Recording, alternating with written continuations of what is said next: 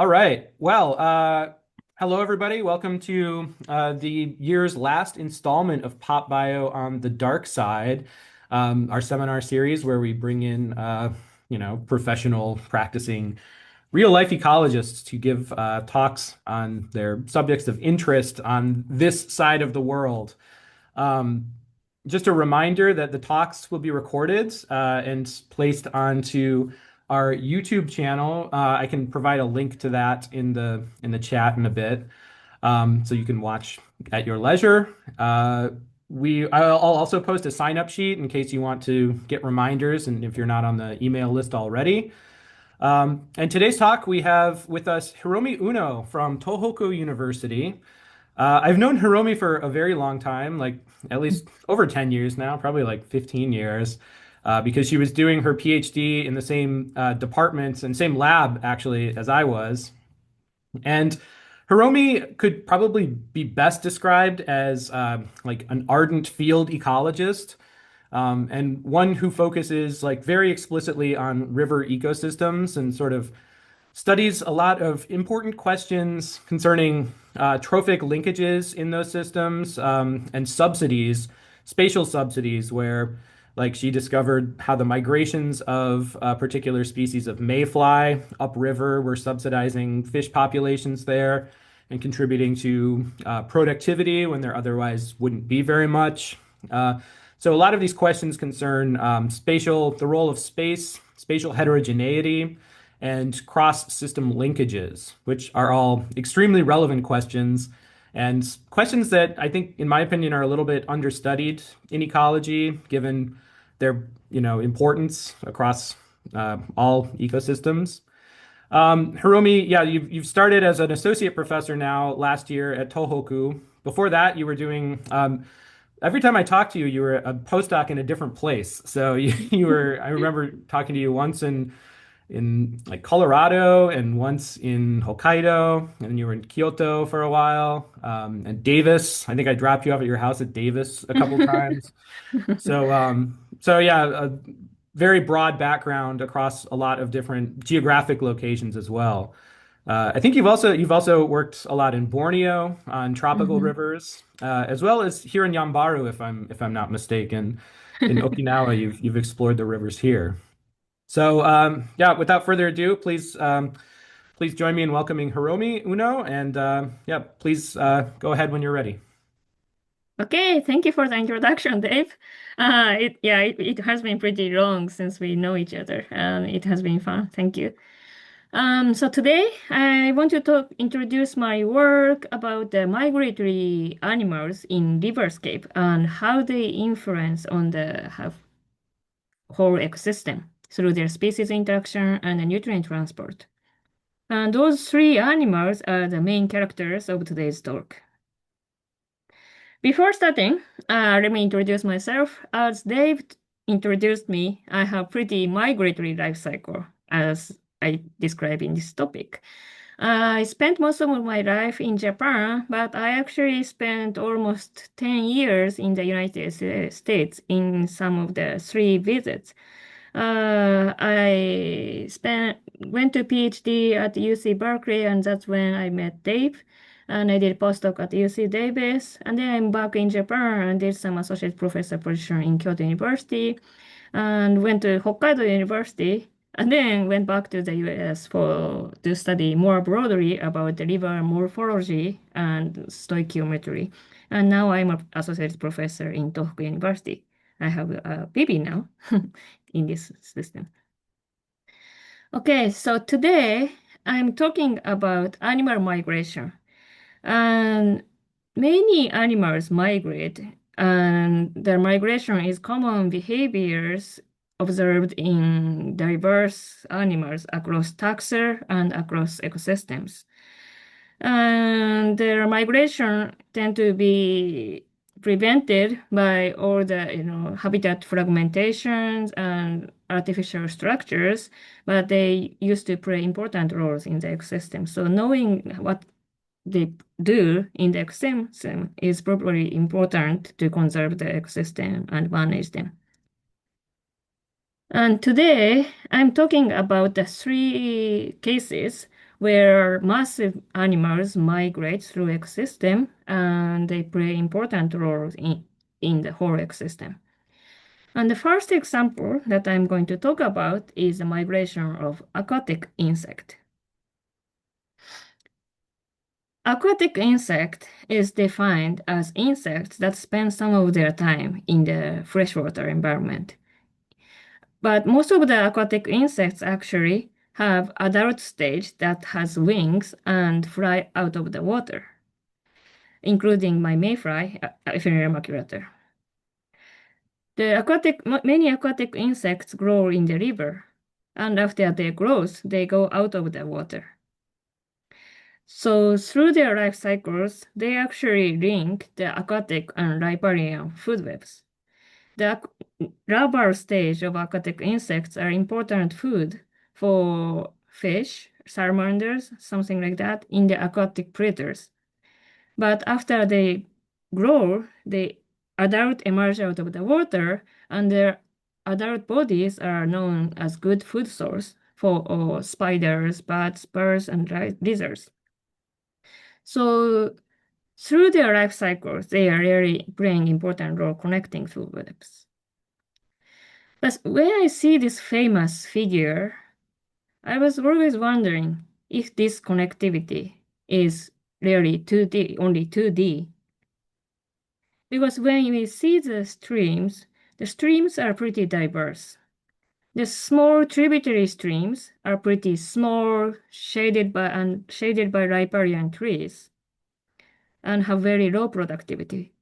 But as those small tributaries meet, the river gets wider and the sunshine leads to the bottom of the river, and then the rivers became very productive. And in the real river system, those two environments are adjacent to each other. In small creek, when we measure the food web structure, oftentimes the food web relies on the riparian resource input. Lots of leaves fall into the small creek, and the leaves are actually important food source for insects and fish. On the other hand, when you see the big river, the productivity in the river is so high, and the insect coming out of the river provide important resource for riparian predators. So when we see these two contrasting food webs, I started to wonder if there is any link transporting those aquatic resources from the river to the small tributaries. So to see the movement pattern of these adult aquatic insects, I started to set a lot of sticky traps to observe the movement patterns of adult aquatic insects. I actually set up more than hundreds of those sticky traps to see the directional movements of aquatic insects. Unfortunately, this effort was not really successful because their movement pattern was pretty complex.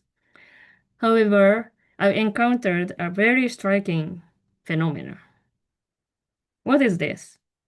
This is a photo taken in a small, very unproductive creek. Look at this small white thing. When you zoom in, what is this? When you look them closely, actually they are all dead adult mayflies.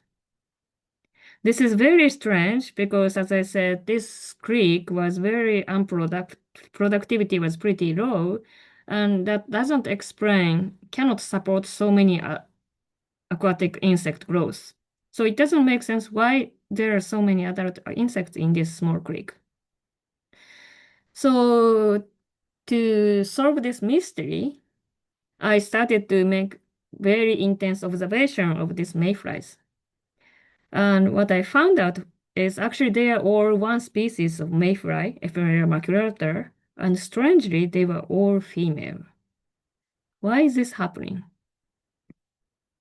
What I first learned is actually they were alive before they died, of course. And usually it's very hard to observe the adult mayflies flying around the creek, but what I found out is actually they fly only 15 minutes a day. They fly every day at dusk from 9 to 9:15 p.m. And what they are doing is actually all these female mayflies have their eggs at the abdomen of their at the tip of the abdomen, and they were jumping into this river. And after their flight, actually there are a lot of these popcorn-like black things at the bottom of the creek. What is this? When we looked them at under the microscope, they were actually all baby mayflies, baby eggs. So they were actually laying eggs in the small creek. So the question is where those nymphs came from? We looked for these nymphs in that creek, but we couldn't find any single individuals. And after all, what I found out is actually all these nymphs are located in the adjacent mainstream river. So this is what I found out. The nymphs are in this yellow marked mainstream river, while those adults were in the small tributaries.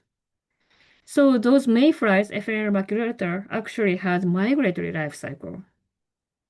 They grow up in the productive mainstream river, eating plenty of algae, and after they emerge, adult mayflies, female mayflies, fly into the small tributaries and lay their eggs. And once the eggs hatch, those baby mayflies actually flow down into the mainstream river. So they have the salmon-like migratory life cycle going back and forth between the mainstream river and small tributaries. This migratory life cycle of aquatic insect itself was pretty striking finding, one of the first observation of the insect migration in the aquatic system. However, what was more interesting is the fact that they were actually transporting a lot of resource from the mainstream river to the small tributaries. After their flight, we observed actually a lot of fish, salamanders, spiders, all these predators in the small tributaries are crazily happy. They are eating those dead adult mayflies that came from the main river. So became interested how those migratory mayflies actually play roles in the whole watershed ecosystem. Speaking of fish, the mainstream river and the small creeks play very different roles because the mainstream river is pretty warm compared to the small creeks. So the fish composition was very different. And in these unproductive small creeks, the temperature, because the water temperature is low, we could find many cold water preferred fish like salmonid juveniles and salamanders. And they were pretty endangered because of the climate change. And we hypothesized those mayflies actually transport important resource for those endangered species. So we started the gut contents of those juvenile fish in the small creek and in the mayfly flight season and found out actually many fish were eating those mayflies. So how does it influence on the growth and the survival of the fish? To investigate the effect of those mayflies, we conducted field manipulative experiment. Before this study, it is the common sense that terrestrial insects that fall into the river was the main source for the aquatic predator like fish. So to compare the effect of the terrestrial subsidy with this ephemeral maculator mayfly subsidy, we manipulated those two factors as cross design. So we set a lot of fences in the creek to prevent the movement of the fish across sections. This was pretty much construction. And then we manipulated the density of the fish so that the density is the same.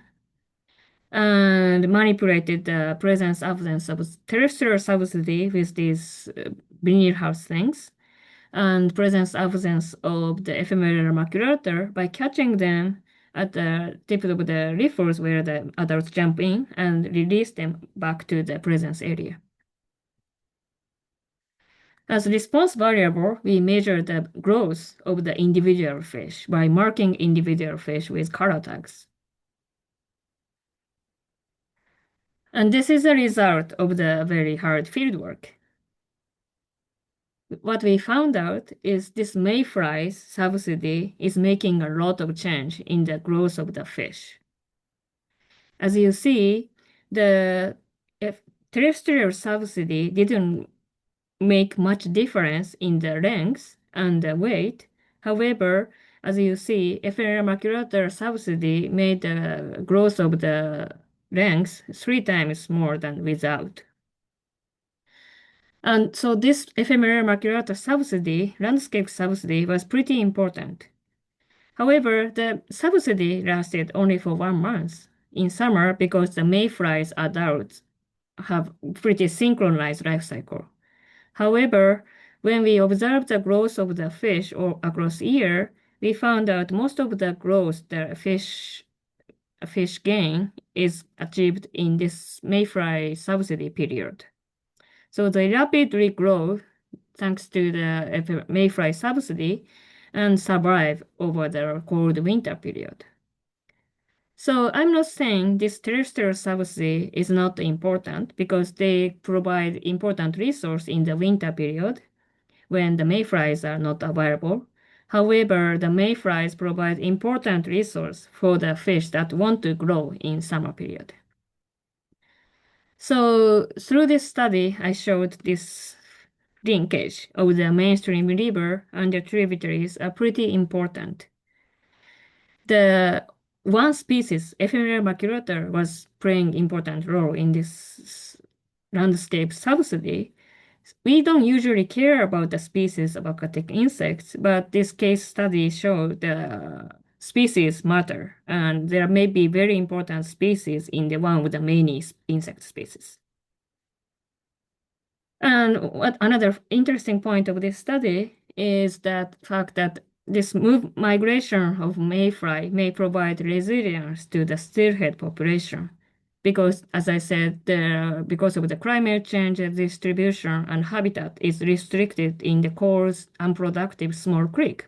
But because those mayflies provide resource to the cold creek, they might be helping those trout to survive in the river. So this was a study I conducted in California, and when I came back to Japan, I was also interested in the migratory animals. And what I realized is in the island country like Japan, there are so many kinds of migratory animals, including those shrimps and fishes. So the second story was about the migratory shrimps.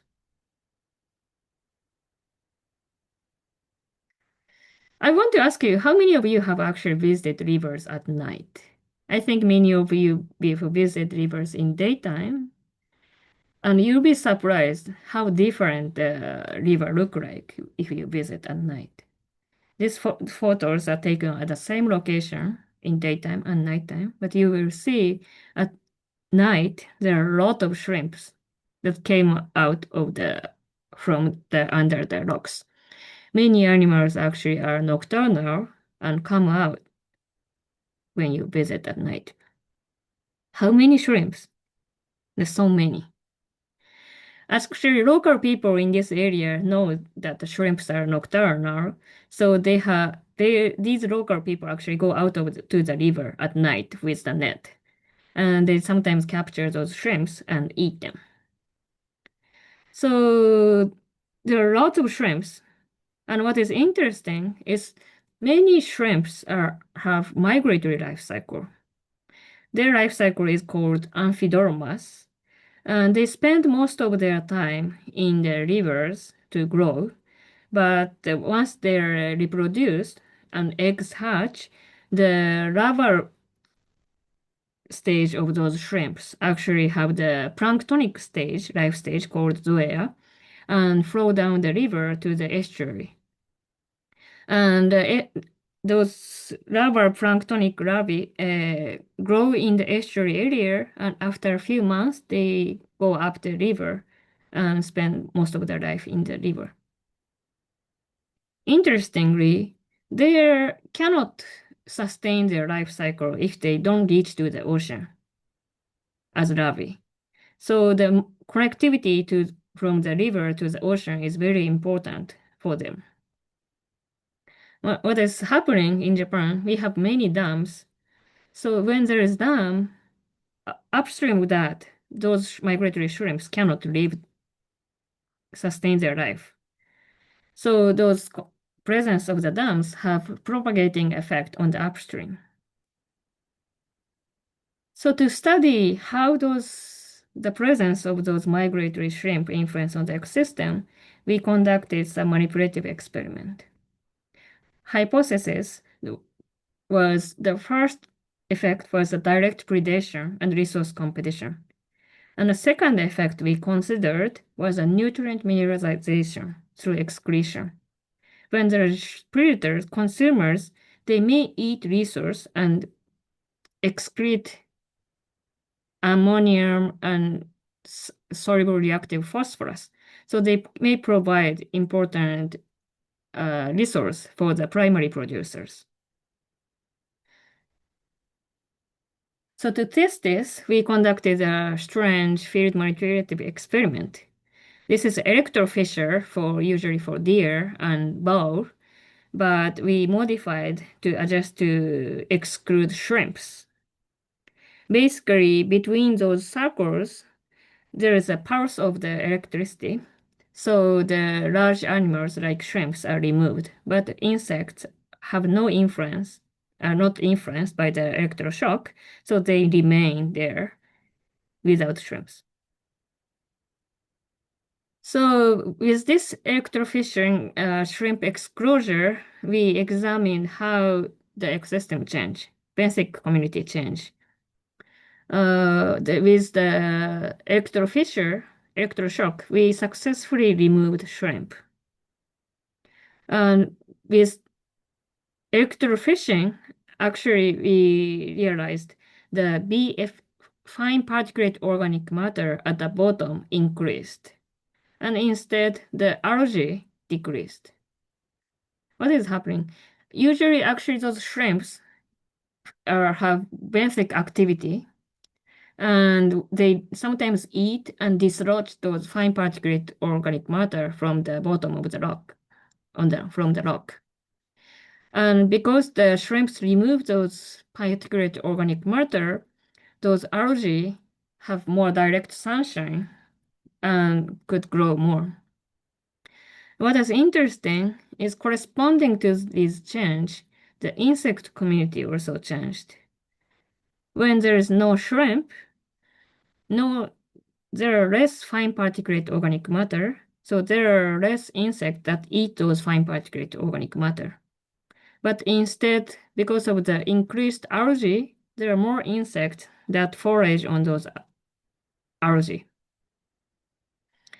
As a result, by the presence of the shrimp, the basic biomass actually significantly increased because the biomass, the shrimp, was added on the insect community, but the insect biomass didn't really change before and after the removal of fish. We also measured the nutrient excretion by basic macroinvertebrates to examine how they influence on the nutrient cycling. We measured the excretion from individual consumers. We found out actually the shrimp excrete a lot of ammonia, but not much phosphorus. And while insects excrete a lot of both ammonium and phosphorus. This is probably explained because shrimps because shrimps require a lot of phosphorus for the carapace, so they kept the phosphorus in their body. So based on this measurement, we estimated how much nutrients are excreted by benthic macroinvertebrates with and without shrimps, and found out actually the presence of shrimps significantly increased the nitrogen mineralization, while phosphorus mineralization didn't really change. So to sum up this result of the experiment and measurement, the presence of shrimp really changed the benthic community. They clean up those mud and the fine particulate organic matter on the rock and increase the growth of the algae and change aquatic insect community and also change the nutrient cycling by increasing the nitrogen mineralization in the presence of the shrimp. So we also conducted field survey to compare the creek that has shrimp and no shrimp. Upstream of the dam, there was no shrimp, as I said. And as a result, what was interesting, with the shrimp density, the nutrient concentration was actually changing. When there is shrimp, there were more nitrate and less phosphorus. And all the study, as some indicate, the presence of the dam can really change the whole community and including the nutrient cycling. So the presence of those dams can influence not only this migratory shrimp, but through them that can influence on the whole community and the nutrient cycling. The last story I want to introduce is the effect of the migratory fish. This study was conducted in the ancient lake, the Lake Beaver. The Lake Beaver is actually one of the third oldest lake in the world and has 4 million years of the history. Because of the long history, the Lake Beaver has a lot of indigenous fish species. And many of them have landlocked life cycle. So instead of the migrating between the ocean and rivers, many fish in the Lake Beaver actually migrate between the Lake Beaver and its tributaries. So this is one of the tributary that we conducted research, and this is the big Lake Beaver. If you go visit Lake Beaver, this is what you see. This video was taken in one of the tributary. There's so many kind of fish. Goby, nigoi, ayu, hasu. And they are actually all migrating to upstream. I think you can keep observing this hours, but let's stop. There's massive. So if you see this from the, over the land, you see lots of fish covering the bed of the rivers. And we have actually traditional fisheries that capture all these migratory fish called yana. I know this is a little shocking for ecologists, but this is a very traditional method. And fish actually, the right side is the lake beaver. Many fish migrate up the rivers, and when they hit those walls, yana, the fish start to move to the side to search the hole to go upstream. And when they move to the side, they keep going side, and finally they fall into the bucket in front of the fisherman. And those fishermen remove those migratory fish.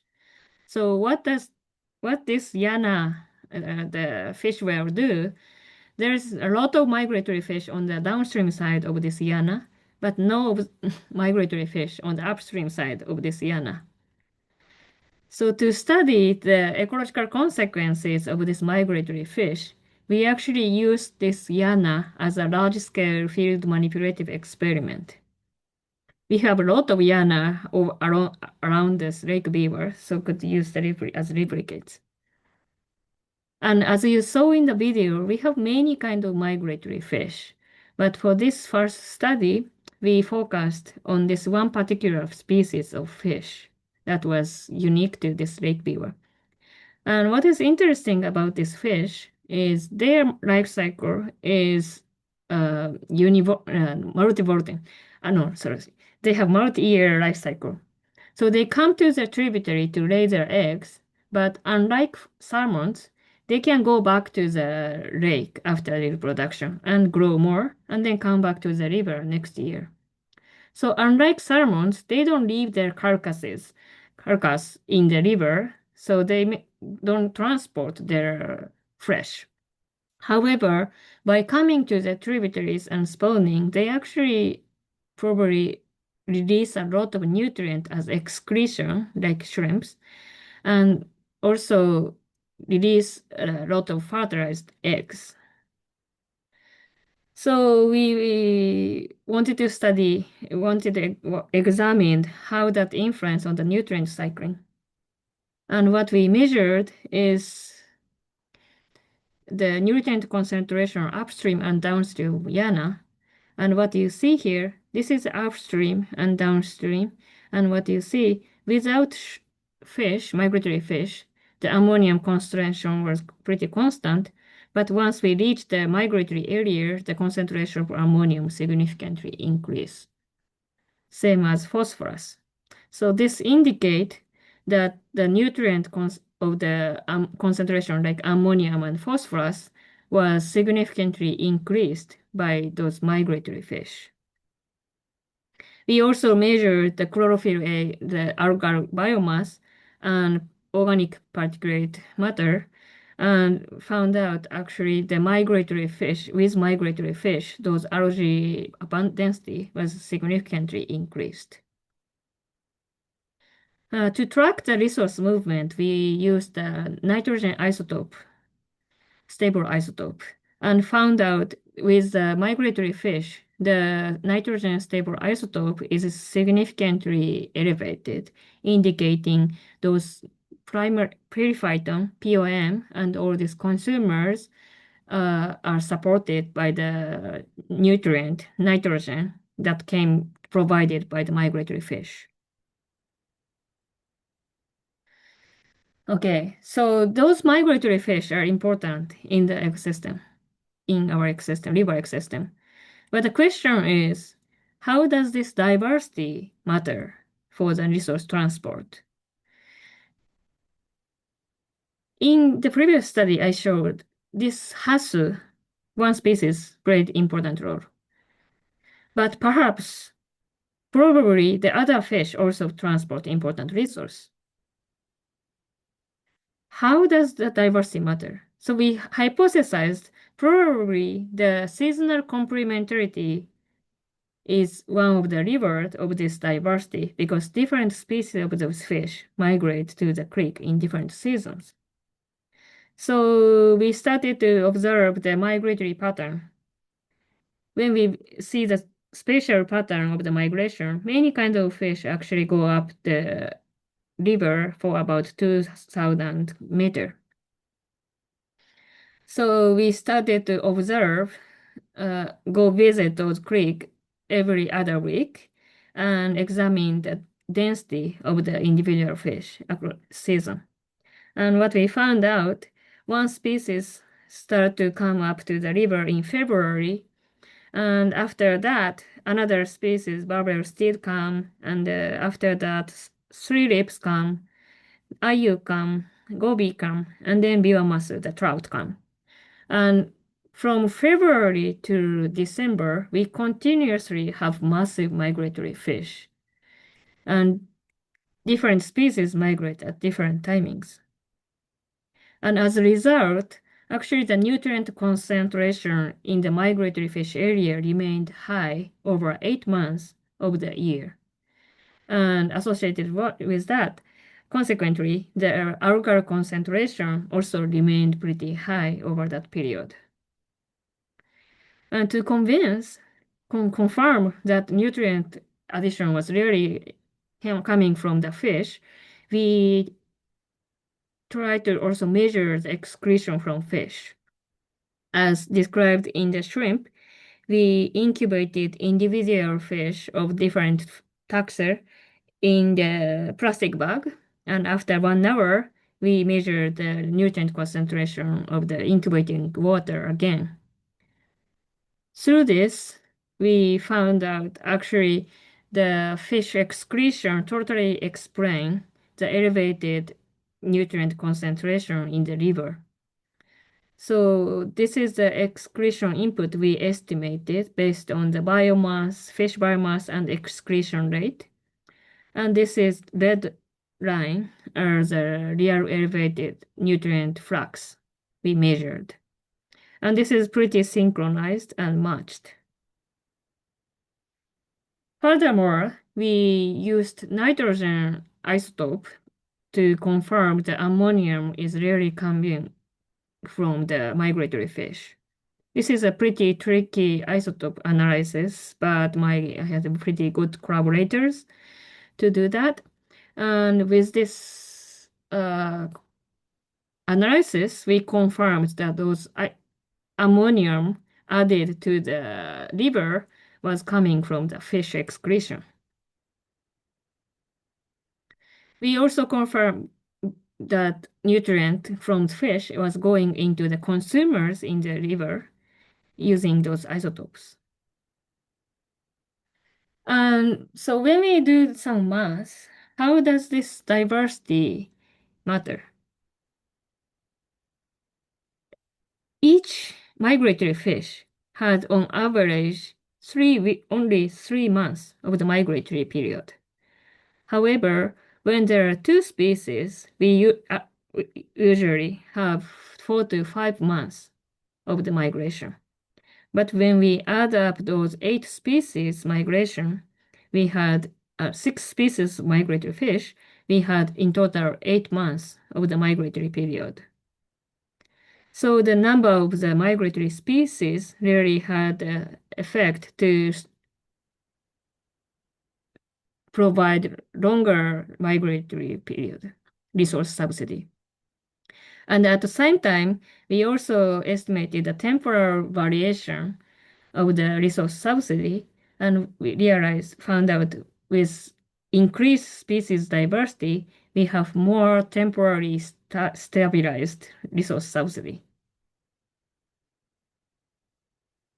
So sequential migrations of diverse fish community provide seasonally prolonged and stable subsidy.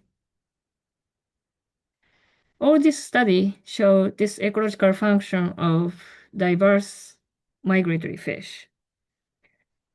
More prolonged, the diverse migratory fishes provide more prolonged and stable subsidy and probably play important basal resource for recipient. With these 3 topics, I want to hope we convince that the dynamic movement of animals play important role in the riverscape. And many animals actually migrate from the ocean to rivers. In the riverscape, they also migrate from the mainstream river to tributaries. And we also know that many actually fish migrate between the river and the floodplain, between river and riparian area.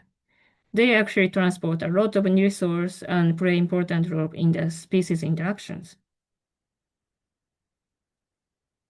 However, unfortunately, most of the rivers in the world are now disconnected and have lost diverse fish migrations, animal migrations. We now have only 37% of the river that have free-flowing channels, and most of them are actually distributed in the high latitude area. So animal migration in freshwater ecosystem is in crisis. Actually, they are mostly lost and forgotten. Sometimes this more missed. However, they are playing important role in the ecosystem, and we need to probably remember when we think about ecosystem management. The take-home message is various animals migrate in the riverscape. People often care about salmons, but it's not only salmons. Many small animals also migrate, and they are playing important roles. At the end, let me introduce a little bit of my current project. Now I'm in Tohoku area since last year, and that area is actually famous for the waterfall. Lots of geese and swans come to the Tohoku area from Russia, and actually over 100,000 of the individuals overwinter in the Izunuma, the nearby pond of the campus. And what is interesting is actually they migrate the long distance and stay in our area over winter. But in our area, they also exhibit small scale migration between the lake and the paddy field because they want to stay in the lake at night to escape from the predator, but they want to go to the paddy field to forage in daytime. So by going back and forth between those land and water, they are probably also transporting a lot of resource. And at the same time, they, as a long distance migrator, they are probably vector of various diseases and also microbes. So we are interested in the ecological consequences of their long distance and short distance migrations. Another ongoing project, actually, this is more than half of my effort currently, but another project is the dynamics of the river and how they influence on the ecosystem. Today, I talked about the dynamic movement of animals, but the river itself is dynamically moving in terms of geomorphology and also in terms of the hydrology. We currently mark when you go to the wild river, you see actually river channels are pretty dynamic. Like this photo was taken in one of the field research forest in Hokkaido, where I conduct a lot of research. And you see in the snow during the snow melt, the rivers flow through like 5 to 7 channels. And we are interested in how those river dynamics is maintained and collaboration with geomorphologists and hydrologists, we are actually showing the riparian trees are playing important role making those complexity. So we actually have marked like thousands of trees along the rivers to track their dynamics and see how they actually make the complex river structure. Those river complexities actually playing very important role making diverse habitat in the aquatic system. This is one of the very endangered species. Ito, the scientific name is taimen, and this salmons actually became more than a meter long and one of the biggest salmonid fish. Those salmons actually live in the main channel as adult, but through this research project, we found out actually the juveniles of this species prefer those floodplain habitat. So the river complexity sustained by the river riparian interaction is providing very important habitat for this endangered fish. So we are studying the link of the riparian and aquatic ecosystem in the deep time scale through this project. And now we are in Sendai area, and it's pretty urban area, but now we are with students, we are trying to investigate the how those animals are moving around or their dynamic movement are prevented by walls and trying to investigate their how to improve and how to sustain their life cycle ecosystem dynamics. So far, we are realizing actually lots of fish can migrate to urban area even in this war. And actually, in the Tohoku area, we observe a lot of amphibious shrimps and also migratory salmons, ayu, and various things. So we are excited to develop this project and study the riverscape ecosystem. Okay, thank you for your attention. And our lab group is currently developing. This is still the second year, and it's pretty fresh laboratory, but we are waiting for you. And please come visit us when you have a chance.